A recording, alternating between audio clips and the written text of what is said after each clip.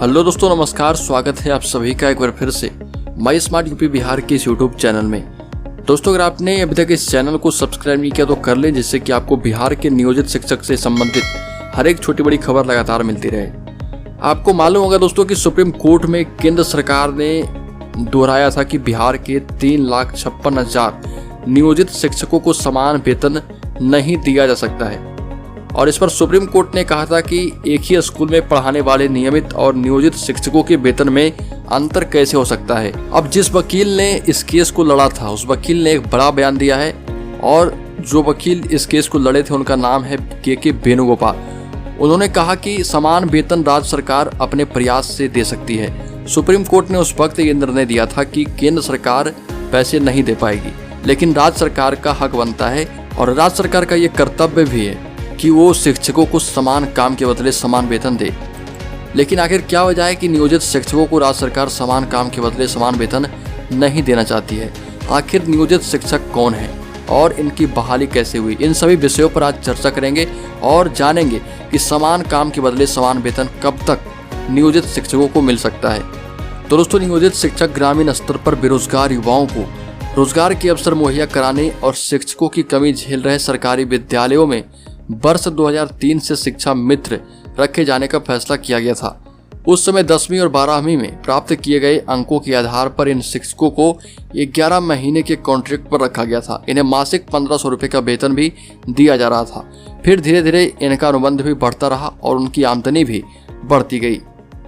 दोस्तों, शिक्षकों का गुस्सा जायज है, क्योंकि नए और पुराने शिक्षकों के वेतन में काफ़ी अंतर देखा जा रहा। वर्ष 2006 में इन शिक्षा मित्रों को ही नियोजित शिक्षक के तौर पर मान्यता दी गई थी।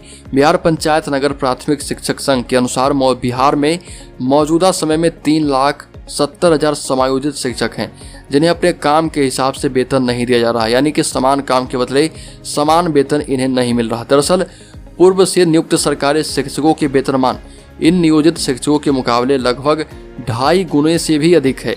हालांकि बिहार सरकार ने समय समय पर नियोजित शिक्षकों के वेतन में भी वृद्धि की है। हाल ही में 15% की वृद्धि हुई है और वर्तमान नियोजित शिक्षकों में प्राइमरी टीचर को लगभग 22,000, माध्यमिक शिक्षकों को 22 से 29,000 रुपये मिलते हैं और हाई स्कूल के ऐसे शिक्षकों को 22 से 30,000 रुपये मिलते हैं। बहरहाल राज्य सरकार समान काम समान वेतन पर इसलिए आगे नहीं बढ़ रही क्योंकि राज्य में लगभग 4.25 लाख नियोजित शिक्षक हैं। ऐसे में अगर फैसला शिक्षकों के पक्ष में सुप्रीम कोर्ट कभी देती है तो उनका वेतन करीब 40,000 के पार जाएगा।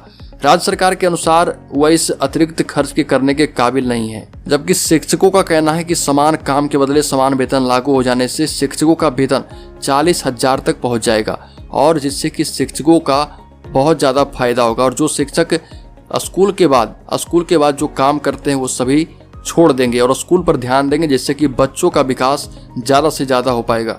आपको बता दें कि जब सुप्रीम कोर्ट ने 2018 में इस पर बहस की थी तो केंद्र सरकार की ओर से अटॉर्नी जनरल वेणुगोपाल ने कहा था कि समान वेतन देने की स्थिति में केंद्र सरकार पर 1,36,000 करोड़ का अतिरिक्त भार पड़ेगा, जो कि अभी देना संभव नहीं है, लेकिन भविष्य में इस पर सोच विचार किया जा सकता है।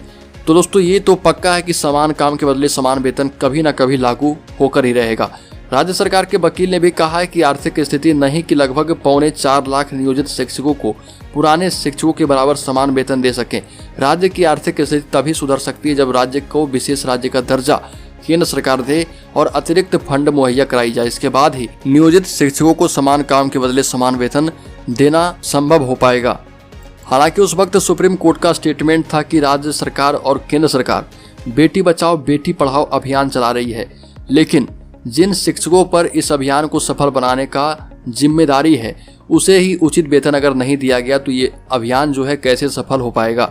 यानी कि सुप्रीम कोर्ट ने भी अंतःमन से नियोजित शिक्षकों को समान काम के बदले समान वेतन देने की इच्छा जताई, लेकिन दमदार वकालत नहीं होने की वजह से ये केस जो है नियोजित शिक्षक हार गए। हालांकि दोस्तों, अभी उम्मीद बाकी है, जब भी सुप्रीम कोर्ट इस पर अगला निर्णय देगा तब समान काम के बदले समान वेतन देने की स्थिति में राज्य सरकार भी होगी और उनके आर्थिक खजाने का अध्ययन करेगी सुप्रीम कोर्ट। इसके बाद ये लागू हो पाएगा।